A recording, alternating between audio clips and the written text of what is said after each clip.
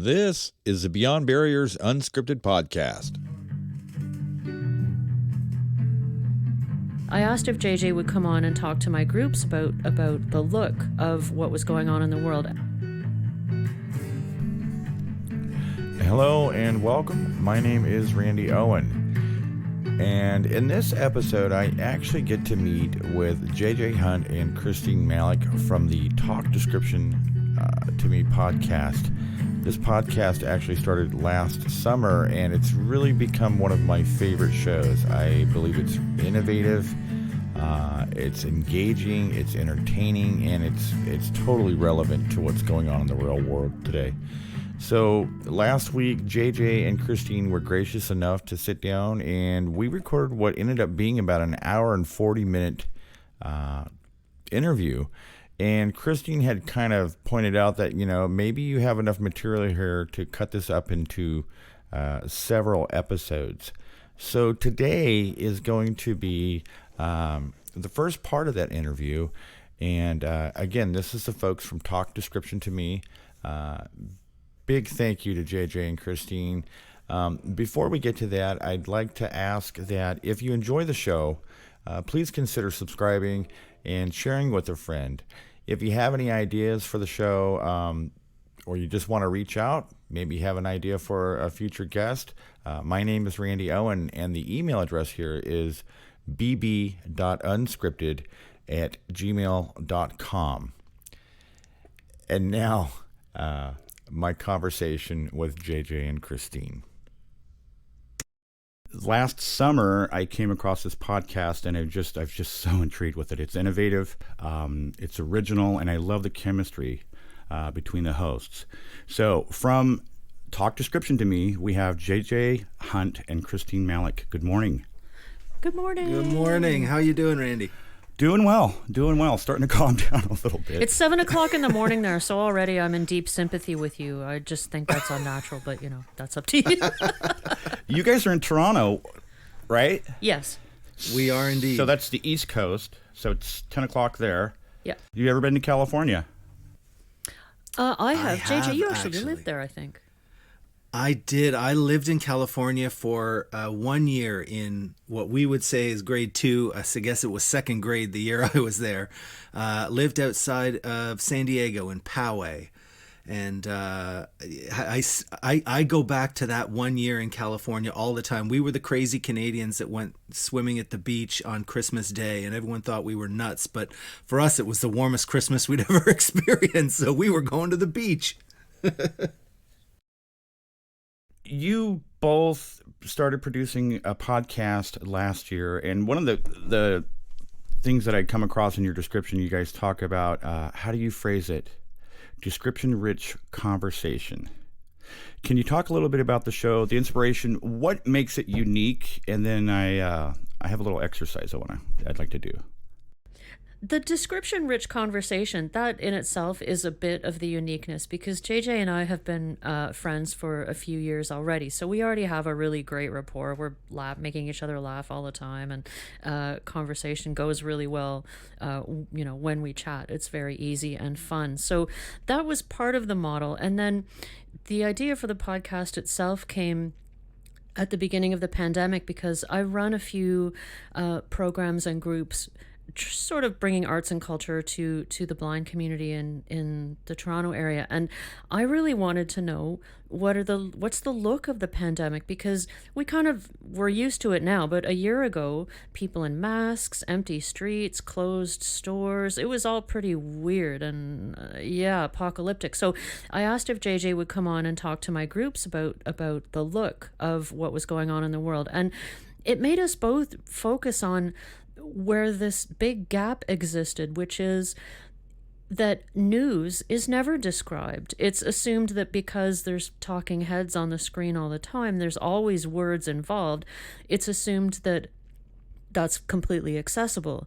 But that's not completely true, because behind that head is all sorts of images, and the images may change, but there's a context behind all those images that sighted people all share and understand. And so JJ kind of said one day, that went really well. What do you think about expanding this into a podcast. And so that was the gap that we were intending to fill, was that space where visuals of current events and just generally the world around us are not often described, and it's infinite. There's just no limits to what can be described if you define it as we do, as current events and the world around us. I mean, we're set for life here. We could go on for forever. Yeah, well, one of the things that I was thinking of at that time, I was trying to come up with different ways to approach this idea, and I had come up with an idea for a podcast that was called Beyond the Alt. So taking an image in the world and going beyond the alt text. Like, what if you apply museum-style description to news photographs or to social media, memes or whatever? And I started working on that. I liked it. I thought it was really good as a concept, but what was missing was the conversation. What was missing was Christine, right? Like, it makes such a difference to be having that conversation, to be having the back and forth, and for the questions not to come from me as a describer, but to come from a description user, and frankly, someone who is just so very, very good at considering questions and considering angles and looking at things in ways that most of us can't and don't. And so it was a natural fit for Christine and I to, based on our friendship, based on Christine's skill sets, and based on this quirky thing that I can do, it seemed a natural thing, and it's been working out really, really well. In one of your recent episodes, you guys were talking about the look of dance, and Christine asked the question, and forgive me if I misquote this, but you said, if you can see and hear the dancers and the music, and then all of a sudden you couldn't hear the music, but you could still see the dancers, would you be able to follow the rhythm of the song? And I when you asked that, I just thought, whoa, that's so obvious, but that's a perfect example of a great Christine question, right? Like, that's one of those things where I think I've got the basics covered on a topic like dance. I mean, dance was a tricky one, but I thought I think I've got a basic idea of how to describe this and how to go about it. And then Christine drops a question like that, and I'm like, okay, hold on.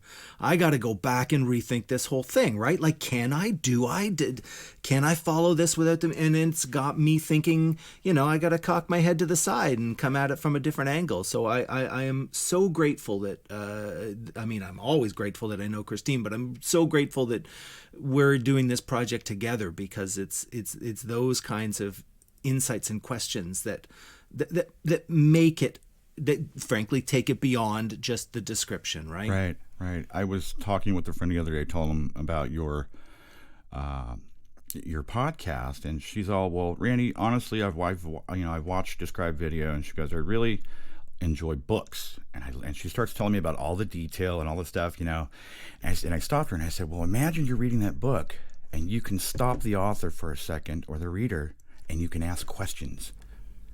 And that's kind of how I see, or what you guys do. I think it's pretty cool. Yeah, me too. I feel really, really grateful. Like, apart from just like every day I go, wow, this is awesome. I get to work with someone so much fun and such a great human being as JJ. But then I think, and I get to be the one who gets to ask the questions that I want to know about. And so I feel really, really happy on many levels at the way it's all played out. Before the pandemic, did you guys work in a studio, or do you have a home studio? How do you?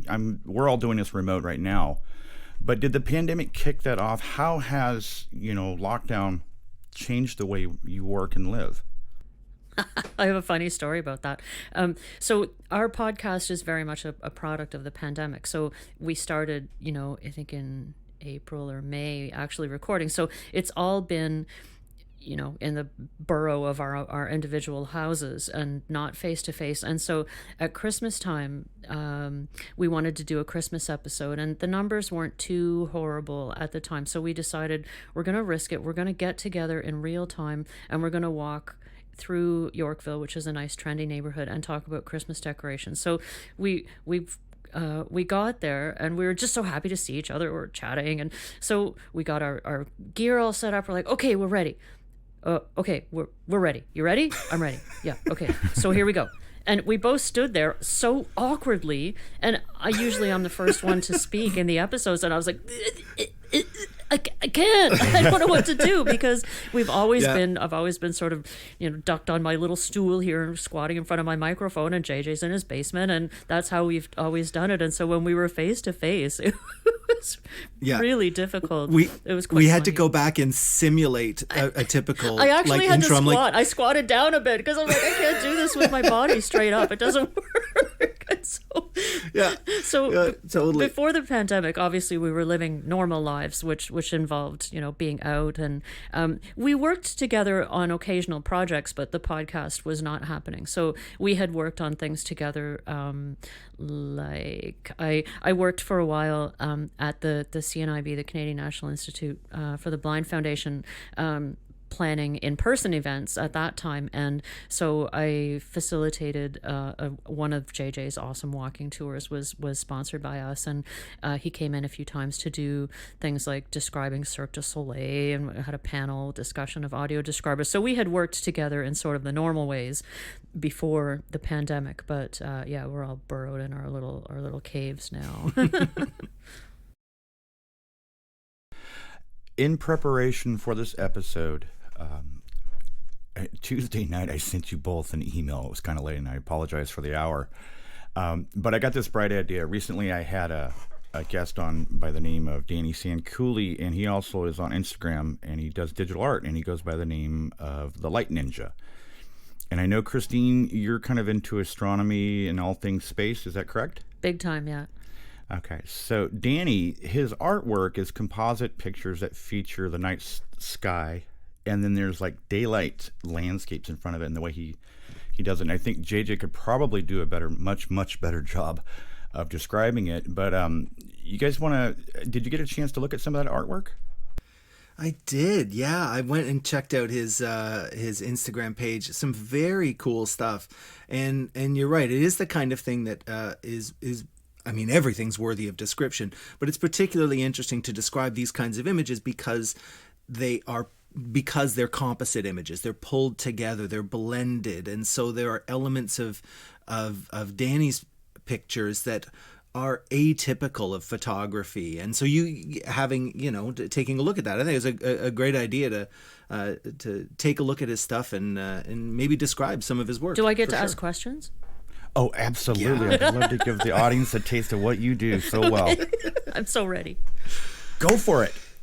Awesome. So I went through and I scrolled through his feed, and a recent picture that he had posted, that Danny had posted, is from Yosemite National Park. So I picked this composite image, and it depicts a rich, detailed purple night sky over a blanket of dusty pink and orange clouds, a mountain range, and a waterfall, all nestled in the forest of Yosemite National Park. And like I said, it's a composite image, so it's a piece of digital art. And Danny, the artist, has taken multiple digital images and blended them into one piece. So the night sky, it's not just a typical black sky dotted with white stars. This night sky features elements from deeper in space, which is something that you couldn't possibly see in an untouched sunset photo that also includes detailed foreground imagery, right? They wouldn't exist in a typical untouched photograph. So at our upper left, there are patches of a mottled purple sky with with a real depth of very tiny stars. This is likely pulled from a telescope photo, I'm guessing, of the edges of the Milky Way. So really mottled, really deep stars, and it's this purple color, not black. And then near our upper right, there are several larger stars, and there's even a shooting star that's zipping across the sky from right to left. Below the night sky, there's a blanket of clouds in this dusty pink and orange color, and these clouds look like they were pulled from a sunset photo. And the clouds are wispier at our right and thicker on our left, and that helps to conjure a bit of movement. So you can imagine the clouds moving across the sky and revealing this purple night sky beyond and above it. And then in the middle ground, crossing the middle ground, is this rocky mountain range right across the middle ground. And in the foreground are tall pine trees that are in kind of in shadow. They're right across the bottom of the image. And then near our lower right, the waterfall rushes over a rocky precipice that's between the trees, which are closer to us, and the mountain range, which is farther away. And the water appears to be quite smooth and silky, and that's due to the motion blur in the photograph. Now, there's a lot of crisp detail in this composite image, but interestingly, there's also a real softness in the pastel color palette and the late evening light. So that's the overall look of this particular image. And so on our show, that's the kind of description that I'm probably going to do. I'm going to do a bit of research. I'm going to describe as best I can. I'm going to be using some of the kinds of description techniques that I would use for a museum, but obviously that delivery is a little bit more conversational. I wouldn't, in writing a museum description, wouldn't be quite so conversational. And then I throw it out there and Christine gets to do her magic. Well, I'm already primed to ask a question that I love to ask sighted people. You referred to it being a sunset. How do you distinguish a sunset from a sunrise in a photograph?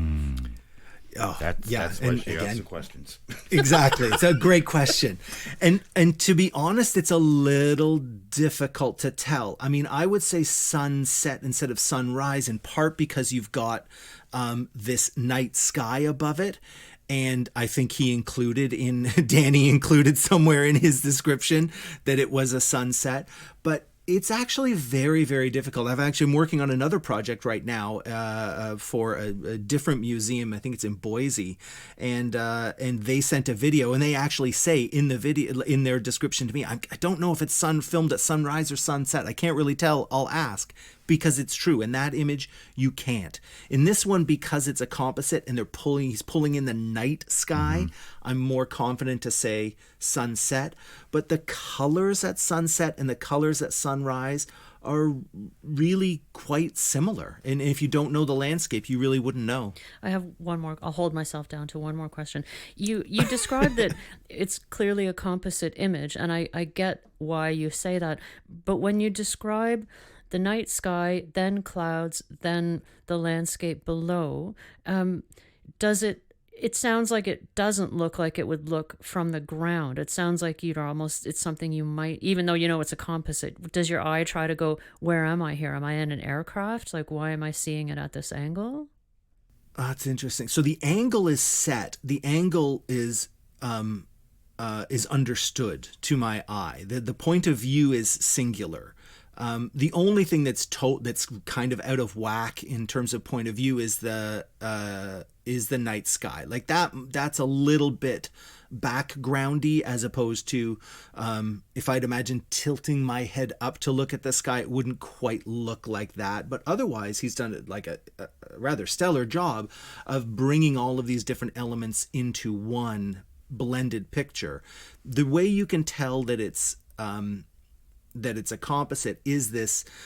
The details in one part couldn't possibly exist when there are the same level of details in another part. It's just not possible for a camera to pick that up. So therefore, that looks false. I don't mean false as in bad or wrong. It just it doesn't look like something that we can achieve with natural photography, with straight up photography. And then the mountain line, so the Rocky Mountain top and the sky behind, is particularly crisp. But again, you'd have to really get in there, really zoom in to see that line and the distinct color behind and the shadowy rock face.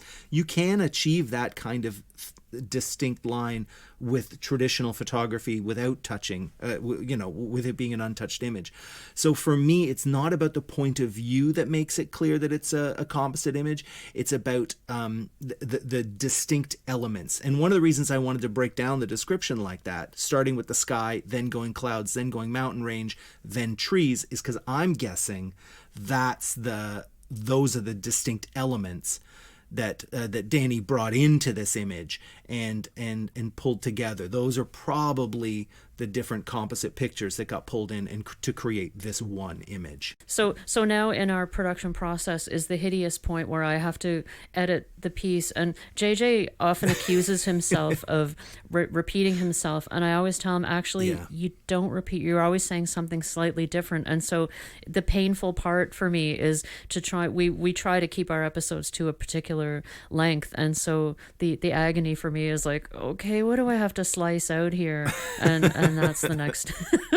After we've had all this great back and forth, then I have to try and figure out what does the listener think is most important versus, you know, what I want to say. And usually it's my question, you know, my babblings that I slice out and try to leave JJ's description intact, because it's all about the description. I have a question for both of you. Yeah. JJ, as you look at this piece of art, Christine, as you hear this, does it evoke any emotion? Yeah, for sure. I mean, especially in a lockdown situation, like, it's a composite, and I haven't visited any of the elements of the composite in far too long. You know, like, when was the last time I was really in proper forest, right? Or climbing or exploring mountain ranges, or, you know, we got some nice sunsets in Toronto, but not like this. And with the light pollution that we've got in the city, seeing a night sky that looks anything remotely close to this is it's just not going to happen. So for me, there's a longing that comes from looking at an image like this, because it's not just one thing that I'm missing. You know, this hits 5 strings of of longing in one image. Yeah. Nice metaphor there. Wow, that was a great musical metaphor. Thank you. Yeah, it's not bad, eh? Right on. I feel a certain amount of longing hearing that too, but also the awe, AWE, that I experience from space and astronomy. So descriptions of the natural world don't always evoke that pang for me of wanting to be outside the city, which I definitely feel. But the night sky, it evokes this sense of the infinite and of awe about how big the universe is and how tiny we are, and yet how important we feel to ourselves. So any image of the night sky will, descriptions or talking about the night sky will do that. And so but in this photo, where it's put together with elements of the best elements of our real world, brings those two things together for me: the awe at how big the universe is, and also how tiny we are, and yet we're the most important thing to ourselves. I love hearing astronauts talk about spacewalks, and so the images from their spacewalks, you know, I could get described, and that would be amazing. My dream is about NASA, but we can come back to that. But I love to hear or read astronauts talking about that experience, and I feel like they're experiencing it in a way that I definitely can't, but I get these flickers from those evocations that are really valuable to me. And they're so challenging. Trying to describe images of that scale is really challenging, and because if you approach it too analytically, you know, if you're coming at it without the emotion, then it's just a description of colors and landforms and, you know, waterways and whatnot. But if you lean too heavily on the emotional side, which is easy to do because it is awesome to be up and seeing the planet on a certain scale or seeing continents, if you lean too heavily on that, then you kind of lose the accessibility element, right? Then it just becomes art, and that's fine, but that's not necessarily. It's a really tricky thing to do, and I know I feel it quite often when I describe images that are profound in some way. You can feel how often you miss the mark, frankly, because it's really difficult to do. I mean, translating or someone else's art into words is always difficult, but when you're doing it with something that is profound and so emotional, it's near impossible with some of these big images, and space and the Earth from space is one of them for sure.